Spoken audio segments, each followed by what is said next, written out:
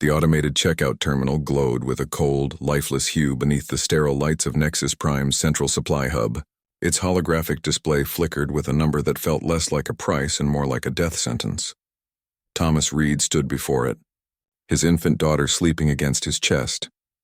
A fragile spark of humanity framed by alien towers that rose like spears into the violet skies. In his trembling hand he held his final credit chip, a single coin of little worth, yet everything that stood between his child and the unrelenting calculus of survival. When he placed that coin on the scanner, when the Drathian merchant began to mock him, when every bystander expected only humiliation, no one could have foreseen her. No one expected the Empress. The central supply hub of Nexus Prime spiraled upward through the atmosphere, like a crystalline helix reaching for eternal starlight. Inside, its circular structure descended in concentric rings, the upper levels reserved for luxury and sustenance, the lowest reserved for survival, where profits were slim and dignity came cheap. Thomas descended step by step, each level a reminder of how far he had fallen. His daughter, Maya, slept in an improvised sling across his chest, her 14-month-old warmth a fragile comfort against the chill of the station's artificial air.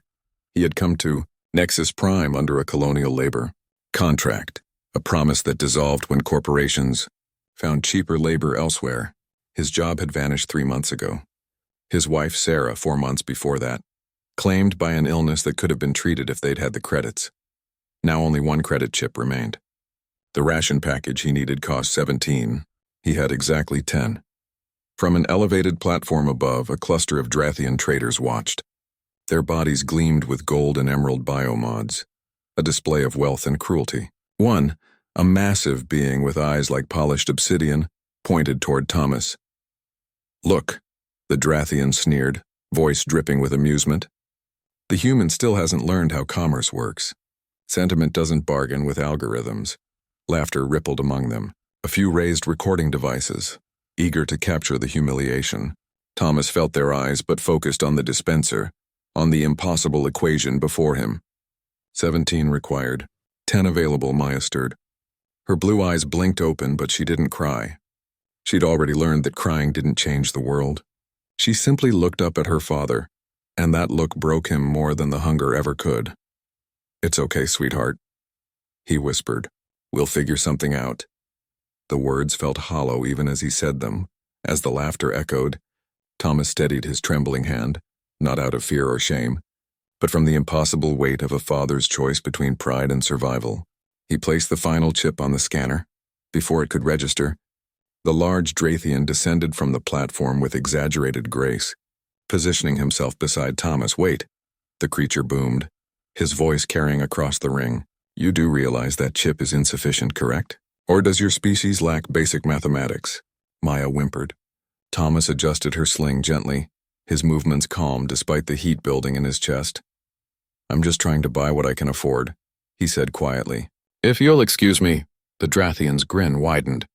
"But you can't afford what you need. You're attempting to purchase something beyond your means," the Drathian said, his voice heavy with mock sympathy. "That's fraud." Thomas turned to face him fully. "I'm buying what one credit can afford." "The dispenser requires 17 credits minimum," the Drathian replied. "The algorithm does not dispense partial products. So in effect, you're performing a ritual of failure, while your offspring waits for the sustenance you cannot provide." Maya began to cry. The Drathian shifted, his massive form blocking any clear path of escape. "Perhaps," he continued, feigning helpfulness, "you should have planned better before reproducing." Laughter echoed again, though uneasily this time, a few among the crowd uneasy at the cruelty in his tone. Thomas turned back to the dispenser, jaw tight. He placed his final credit, chip down with deliberate finality. "Process. What this will buy." The holographic screen flickered. "Insufficient funds detected. Required 17 credits. Available 10 credits. Deficit 7 credits. Transaction. Cannot proceed." "There," the Drathian announced triumphantly. "The algorithm confirms it. Insufficient resources." Thomas closed his eyes. The sound of failure felt heavier than the laughter. The Drathian drew breath to deliver one final humiliation. But before he could speak, a voice cut through the air like a blade forged from command itself. "I'll pay." The hub fell silent. Heads turned. Even the humming of the terminal seemed to fade. And then they saw her.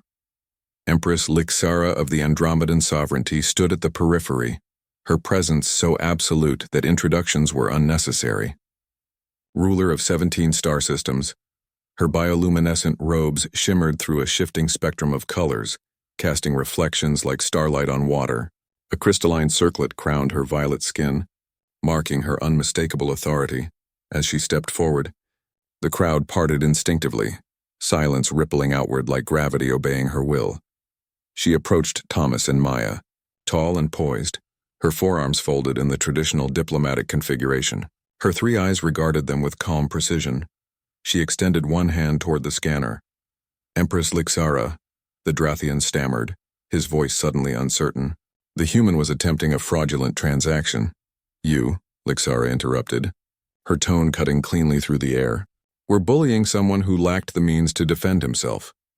Her translator rendered the Andromedan tongue into crystalline standard, her words echoing in every corner of the hub. "You sought entertainment in the gap between a father's love and his inability to provide. Have I misunderstood?" The Drathian scales flickered through uneasy colors. Shame, fear, submission. Lixara turned to Thomas. "Your name?" "Thomas Reed," he said quietly. "And this is my daughter, Maya.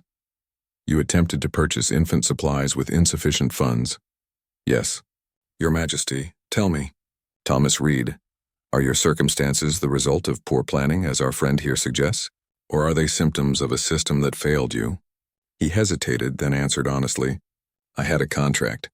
It was terminated when cheaper labor arrived. My wife died because we couldn't afford medical care. I've been living off emergency credits, which ran out today." Lixara studied him, her gaze softening slightly. "And the deficit?" 7 credits. 7, she repeated softly. "In my accounts, I could lose 7 trillion to rounding errors.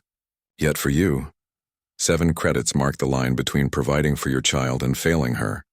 She reached into her robes and withdrew a small, unadorned credit chip. With deliberate grace, she placed it beside his rejected one. "This is 10 credits, she said, "sufficient for your purchase and a few more to come." The dispenser flickered again. Transaction approved. Payment received. 11 credits total. Order processing. Thomas exhaled, relief and disbelief warring in his chest. "Don't thank me," Lixara said softly. "Do not thank me for doing the bare minimum that decency demands." Then she turned to the crowd. Every lens, every recording eye now fixed upon her. "I want this moment recorded," she said, her voice resonating through the vast chamber, "because I wish to pose a question.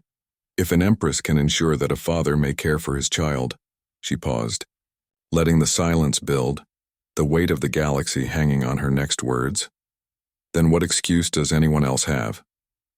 "For his daughter," Lixara continued, her voice resonating through the chamber, "but a system cannot ensure the same outcome without imperial intervention. Then what, precisely, are our systems for?" The silence that followed was heavy, the kind that exposes the truths no one wants to face. Faces turned away. Conversation stilled. No one dared to meet her gaze. Lixara turned toward the Drathian merchant. "Your name?" "K. Korvax, Your Majesty," he stammered. "You used your position to humiliate someone already broken," she said. "You extracted entertainment from suffering." She gestured to her guards, her tone absolute. "Merchant Korvax, you are hereby banned from conducting business in any system under Andromedan sovereignty. Your trade licenses are revoked. Your network accounts will be audited. All recordings of this event will be distributed, with my personal commentary attached." The color drained from Korvax's scales as guards stepped forward. Meanwhile, the dispenser clicked softly and released the small package Thomas had been trying to buy. He retrieved it quietly, holding it like a sacred object. "How long has it been since you've eaten a proper meal, Thomas Reed?" Lixara asked. He hesitated. "I'm not sure, Your Majesty." She turned to her guards again. "Establish an account for him at the Central Resource Distribution Hub. Imperial authorization. Full access, nutrition, medical care, housing support. Within moments."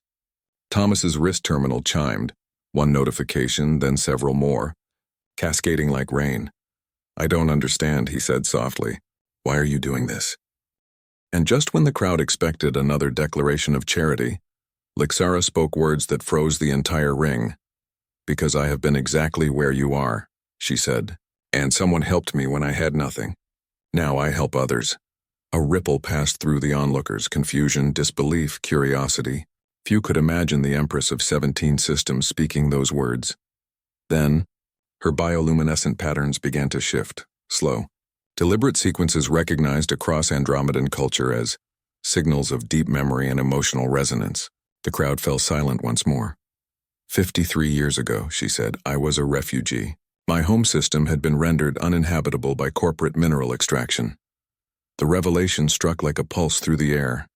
I arrived on a human colony world with 3 children and no resources, no status. I stood before a machine very much like this one, attempting to buy nutrition supplements my children needed to survive. I was 3 credits short." Thomas felt his breath catch. The familiarity of it, the hopelessness, cut through him like recognition. "A human helped me," Lixara said. "A single father. His circumstances were meager, but he did not prioritize his own child over alien refugees. He found ways to synthesize compatible supplements using public terminals. He kept my children alive for 14 days, long enough for me to find work." Her gaze swept the crowd. His name was Daniel Chen. 30 years ago, he died on Kepler 442b while rescuing colonists during a containment breach. He was survived by a son who followed him into emergency medical service. The name landed like an explosion in Thomas's chest. "Daniel Chen," he whispered. "That was my father." Lixara inclined her head. "I know. I recognized you, your facial structure, your voice, your mannerisms. I've monitored your presence since your arrival on Nexus Prime. You knew my father?" Thomas asked, barely able to speak. "For 14 days, she said. "I knew him as the only being who saw my children as worthy of help he could not afford to give. After those 14 days, I knew him as the measure by which I judged every decision I've made since. Every moment when power tempted me to forget compassion. From within her robes," she withdrew a small crystalline object, an Andromedan memory stone, pulsing faintly with blue-white light. "I preserved every memory of those 14 days, she said softly. "Every interaction. Every improvised solution. Every moment your father chose kindness over comfort." She raised the stone, the light refracting through her hand like starlight through water. "I carry this to every diplomatic negotiation," she continued, "to every council where I am asked to prioritize efficiency over empathy. This stone reminds me who saved my children, and why life is worth the inconvenience of mercy." Her gaze met Thomas's. "Your father saved my children's lives. He did so without expectation, without knowing who we were or who we might become. The debt I owe Daniel Chen can never truly be repaid." She stepped closer and placed the glowing stone gently into Thomas's trembling hand. "But," she said, her voice soft yet unshakable, "I can honor it by ensuring his son does not fail his own." Where his father had once succeeded, Thomas now stood on the brink of failure. He took the memory stone from Lixara's hand, his fingers trembling. This was not charity. This was recognition. The realization that Daniel Chen's son had nearly fallen to the same system his father had once defied. Lixara's voice softened, but carried the weight of command. "When I say I'm helping you," she said, "understand that I'm settling a debt. And settling it means more than offering resources. It means reforming the systems that made this moment possible." She turned, addressing the crowd, the traders, the officials, the silent onlookers whose lenses had captured every instant. "Let this be understood," Lixara declared, her voice reverberating through the hub. "I will not tolerate societies that force parents to choose between dignity and survival. I will personally intervene wherever I encounter normalized suffering." The proclamation rippled outward like a gravitational wave, through the crowd, through the feeds, across systems already buzzing with her name. Thomas stood motionless, Maya in his arms, the memory stone pressed to his chest. Inside, something cracked, not in pain but in release. For the first time in months, he felt the fragile, unfamiliar weight of hope. "Thank you," he whispered, voice breaking. "Thank you, Your Majesty." Lixara stepped closer. "Your father gave my children a future," she said gently. The least I can do is ensure his granddaughter has the same. She turned to her guards. Arrange transport to suitable housing. Full medical evaluations for both. Employment assessment with priority placement. Then, looking back to Thomas, she added quietly, "Your father once told me that the true measure of civilization is not found in the monuments we build, but in how we treat those at their most vulnerable." He lived that belief. And because of him, you and Maya will never again wonder where your next meal will come from. She placed one luminous hand on Maya's small head. "She looks like him," Lixara said softly. Around the eyes, Thomas couldn't speak through the tears. He only held his daughter and the stone, and for the first time, allowed himself to believe that survival might be possible. But the moment was not yet over. Lixara turned once more to face the vast assembly, her voice rising, amplified, and transmitted through thousands of devices across Nexus Prime. "Today," she began, "I witnessed a father standing at the edge of failure, not because he lacked love or ability, but because our systems value efficiency more than life." She gestured to the dispenser that had nearly broken him. 7 credits, she said. "The gap between success and failure. In a galaxy where trillions move through financial networks every second, we have decided this gap is acceptable." I no longer do. The air shifted. Every being present felt the gravity of history forming. "I am establishing the Daniel Chen Foundation," Lixara announced. "Named for the human who saved my children and asked for nothing in return. This foundation will ensure that no parent, of any species, will ever stand where Thomas Reed stood today." Gasps rippled through the crowd as she continued, unwavering. "Transfer 100 billion credits from my personal accounts to establish the endowment," she commanded. "Operational programs within 30 days. The number echoed like thunder, more than many planetary economies. But she wasn't finished. "Furthermore," Lixara said, her voice now cold with resolve, "I am proposing universal basic care protocols, guaranteeing every sentient being access to nutrition, medical care, and housing sufficient to maintain dignity, regardless of species, citizenship, or economic participation." She paused, letting the enormity of the declaration settle. "I know the counter-arguments," she continued. "Too expensive. Creates dependency. Undermines markets. But today I watched those arguments made flesh, a father unable to buy diapers for his child, and I have decided that philosophical comfort matters less than preventing suffering. The political ramifications would ignite across the stars before the hour ended. But in that moment, the only thing that mattered was the stillness, the quiet awe of those who understood they had just witnessed the axis of history turn. Lixara faced Thomas again. "Thomas Reed," she said, "I'm offering you a position, Director of Operations for the Daniel Chen Foundation. You know what it means to survive when the numbers say you shouldn't. Your father's legacy deserves to live through someone who understands both principle and reality." Thomas blinked through tears. I'm not sure I'm qualified." Lixara smiled faintly, the kind of smile that had led fleets and calmed storms. "You kept yourself and your daughter alive for months," she said, "on resources that should never have been enough.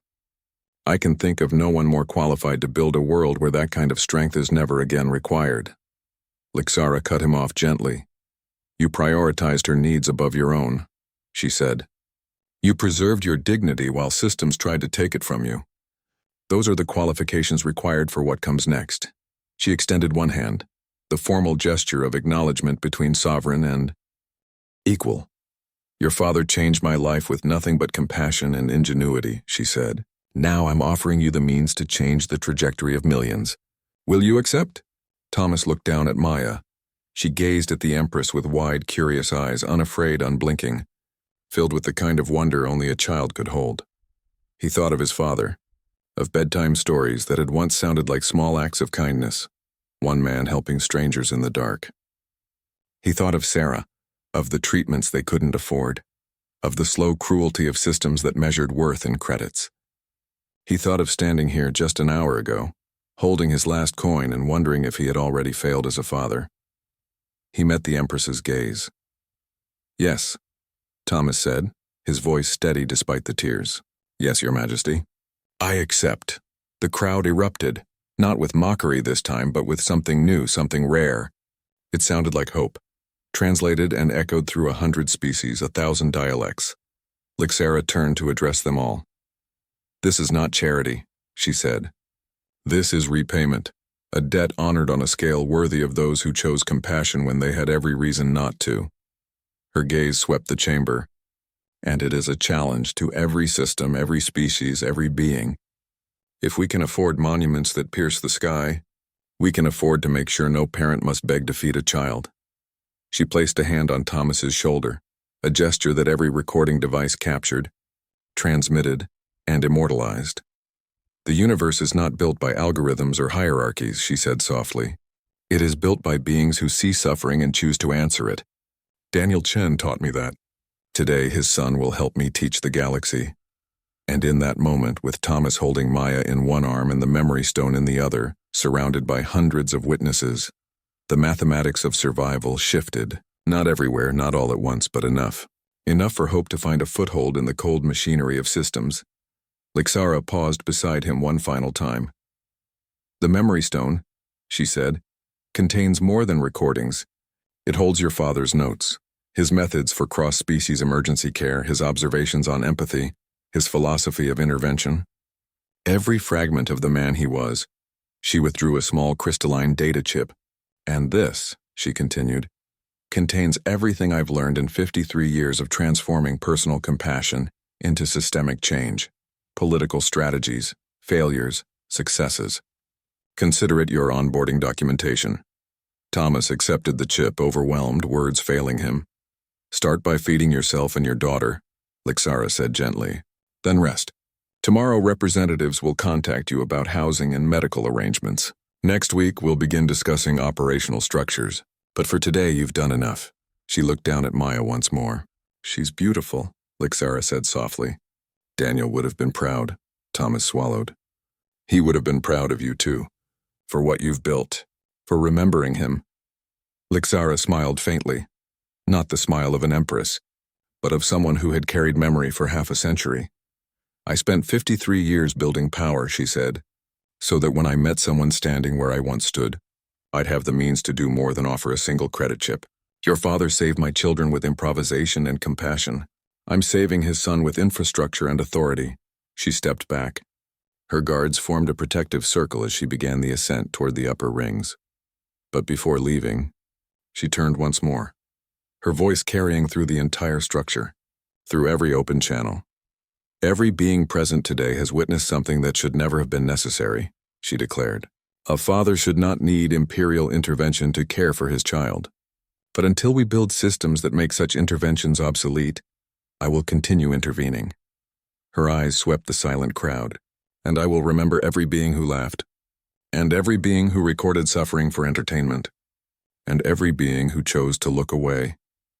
Then she was gone, ascending toward the violet-lit heights of Nexus Prime, leaving behind a father, a daughter, and the faint, growing hum of a universe learning at last how to feel. "And to those who chose to help," Lixara said in parting, "choose wisely which category you belong to." With that, she departed, her guards forming a shimmering path as the Empress of 17 systems vanished into the upper rings. Thomas stood in the quiet aftermath, holding Maya close. In one hand, the memory stone pulsed faintly with his father's legacy. In the other, the data chip that held the Empress's trust. Around him, the gathered beings were still processing what they had witnessed, a convergence of compassion, history, and reform. Some approached, offering congratulations or sharing their own stories. Others stood at a distance, uncertain, perhaps ashamed. Kira, the Vesperian who had tried, however timidly, to defend him earlier, stepped forward, tears streaming down her luminous cheeks. "Your father," she whispered. "I had no idea," Thomas shook his head gently.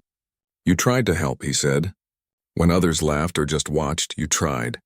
That matters." He adjusted Maya's sling and began the slow ascent toward the exit. New icons flickered across his terminal: housing assignment, medical appointments, foundation orientation materials downloading. As he walked, beings stepped aside. But this time it wasn't with cold indifference. They looked at him with something different: respect. Recognition that he had become the living embodiment of a question too long ignored. How do systems treat those standing at their edges? By the time Thomas reached the main entrance, the news had already spread across Nexus Prime, and far beyond. His terminal chimed relentlessly. Thousands of messages, interview requests, offers of support, testimonies from beings across the stars recounting their own encounters with Lixara's unexpected mercy. One message stood out. "Welcome, Director Reed. Your father would be proud. We're ready to begin when you are." Thomas paused at the threshold, between the sterile glow of the hub and the sprawling city beyond, between the mathematics of desperation he had endured for months and the possibilities now opening before him. Above, the violet sky of Nexus Prime shimmered, the atmospheric processors painting the horizon in hues that looked almost like dawn. He tightened the sling around Maya and smiled softly. "We're going to be okay, sweetheart," he whispered. "Your grandfather helped save an Empress's children. That Empress helped save us, and now we're going to help save others. That's not a bad legacy to inherit." He stepped onto the transit platform, toward their new home, toward the beginning of a role he'd never imagined, toward a future built on the compassion of one man who refused to look away. In that moment, Thomas Reed finally understood what Lixara meant about debt repayment. Some debts can never be returned to those who earned them. Daniel Chen was gone, his compassion preserved only in memory stones and in the systems his son would now build. But such debts can be paid forward, rippling outward, transforming from individual kindness into the architecture of a kinder galaxy. 6 months later, Thomas stood before the Central Governance Assembly, representing 40 systems linked by the newly established Daniel Chen Foundation. Behind him, holographic displays shimmered with data. Nearby, Maya sat with childcare specialists, laughing, healthy, her bright eyes darting between the colorful projections.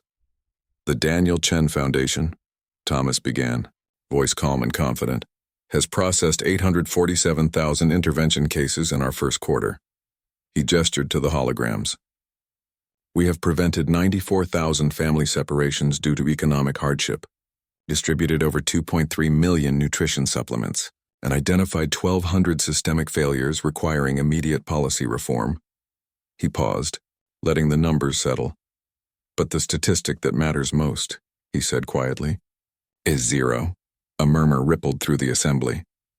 "0 parents have stood at dispensers with insufficient funds in any system where our networks are operational," Thomas continued. "0 beings have died from preventable causes while waiting for assistance. 0 children have been taken from guardians solely because they lacked economic means." The chamber fell silent. Some were stunned, some skeptical, but most simply sat, listening, absorbing, believing. An economist finally raised her hand. "Director Reed," she began carefully, "these results are extraordinary. But can such a model truly be sustained on a galactic scale?" Thomas smiled, the same faint, knowing smile his father once wore in every story he remembered. With compassion, he said, "Everything scales." He looked toward the assembly, then upward, where somewhere above an Empress watched through 1,000 feeds, her bioluminescent patterns flickering softly with pride. And in that vast chamber, among worlds once divided by indifference, the universe seemed, for the first time, just a little more human. An economist rose from her seat, voice steady but edged with caution. "Director Reed, the outcomes are remarkable," she said, "but cost projections exceed initial estimates by a significant margin. How do you propose sustaining operations on this scale?" Thomas had anticipated the question. He brought up a series of holographic graphs with a simple gesture. "By reframing costs as investments," he said. "Every being we prevent from entering crisis continues to contribute to their economy. Every child we ensure proper nutrition becomes a future worker, scientist, artist, or innovator. We're not creating dependency. We're preventing the inefficiency of letting beings collapse when intervention costs far less than recovery." The data shifted around him, blue and gold lines cascading through the air. "Systems implementing our protocols," he continued, "have already reported a 23% reduction in medical emergency costs, a 31% reduction in social service overhead, and measurable increases in productivity and participation across multiple sectors." He looked around the chamber. "It turns out that beings who aren't constantly struggling to survive are more creative. more efficient and more willing to contribute. From the elevated platform above, Empress Lixara added her voice. The foundation is not charity, she said. It's infrastructure, an investment in civilization itself. We construct transit networks and communications grids because we understand that connectivity benefits everyone. Care networks operate on the same principle. Ensuring that every being can survive and flourish serves the collective interest. Another administrator rose. Your Majesty, he said, what about those who might exploit such systems? How do you address the free rider problem? Lixara smiled faintly as if she had heard the question many times before. By accepting that some will indeed receive more than they give, she said, and by recognizing that the cost of that imperfection is vastly lower than the cost of constructing enforcement systems complex enough to eliminate it. She let the silence that followed stretch, then added, my own family once relied on aid as refugees. Since then we've contributed far more than we received. But if that initial compassion hadn't been there, none of our later contributions would have been possible. Thomas watched the assembly absorbing her words, their hesitation, their quiet recalculations. He could almost feel the friction between old logic and new understanding. The mathematics of compassion was harder to quantify than the mathematics of profit, but its results were undeniable. When the session concluded, administrators filed out in clusters, debating the implications of what they had heard. The chamber slowly emptied until only two figures remained. Lixara and Thomas Maya had fallen asleep in her carrier, small fingers curled around the strap. The room's ambient light dimmed to twilight hues. Your father would have been proud, Lixara said softly, not only of what you've built but of how you've built it, with attention to individuals, not just systems, with compassion that never compromises competence. Thomas nodded slowly. I keep thinking about that moment at the dispenser, he said. How close we came to a different ending. If you hadn't been there, if you hadn't recognized me, if my father hadn't helped you 53 years ago. But I was there, Lixara said gently. And your father did help. And now millions of beings across the galaxy no longer depend on coincidence for survival. That's what systems are for. To make compassion reliable instead of random. She paused, her bioluminescent patterns shifting to a calm, golden resonance. There's something else, she added. The Andromedan Council has approved the Universal Basic Care Protocols for full implementation across all sovereignty systems. The rollout will be completed within 5 years. Thomas stared at her, the magnitude of it settling in. It's happening, she said. Not just the foundation, reform. The kind your father could only dream of. He felt the weight of that truth. The scale of what a single act of kindness had become. He helped you for 14 days, Thomas said quietly, and 53 years later, that help is transforming how 17 star systems care for their people. Lixara smiled, eyes reflecting both memory and light. That, she said, is how change happens. Not through grand gestures or flawless plans, but through beings who choose, moment by moment, to see suffering and respond to it. Her gaze lingered on Maya's sleeping form. Your father chose, she said. I chose. Now you're choosing. And each choice creates ripples that eventually become waves, Lixara said, her gaze softening as she looked at the sleeping child in Thomas's arms. She'll grow up in a universe, the Empress continued, where no parent has to stand before a dispenser with insufficient funds, where systems are designed to sustain, not to break, where the distance between compassion and infrastructure is narrow enough that children no longer suffer, while adults debate efficiency. Thomas exhaled, the truth of her words both comforting and heavy. It's not perfect, he said quietly. There are still flaws, still people falling through the cracks, still systems that need fixing. Of course, Lixara agreed. Perfection isn't the goal. But systems that try, that prioritize beings over process, that treat care as infrastructure instead of charity, those are possible. And now they exist. She turned toward the exit, her robes shimmering with bioluminescent reflections of Nexus Prime's twilight. Then she paused and glanced back at him. Your father once told me, she said softly, that the universe remembers kindness longer than it remembers cruelty, that every act of compassion becomes part of the foundation others build upon. I didn't truly understand what he meant until today, watching you present evidence that his kindness to 3 refugee children became policy touching billions. Thomas smiled faintly, echoing a lesson passed across generations. The universe is built by beings who choose to see each other, he said, and who choose to help. And sometimes, Lixera replied, her voice shimmering like starlight, that's enough to shift the stars themselves. She departed then, leaving Thomas alone in the vast chamber, surrounded by the quiet hum of hollow systems and the soft breathing of his daughter. The weight of legacy settled over him, not as burden but as purpose. Outside the panoramic windows, the city of Nexus Prime glowed beneath violet skies. Each point of light represented a life, beings who were now a little more likely to survive when crisis struck, a little more likely to receive help when systems faltered, a little more likely to approach a dispenser and find enough. Not because the universe had become perfect, not because of grand design, but because 53 years ago, a human father had chosen to help 3 alien children, because an Empress had remembered that act, and because a son had inherited his father's conviction that the gap between suffering and response must never be wider than a single heartbeat.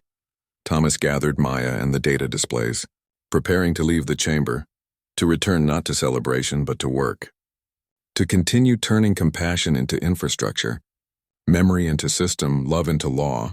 Far below, in the lowest ring of Nexus Prime, the same place where his story had begun 6 months earlier, the automated dispensers still glowed in sterile light.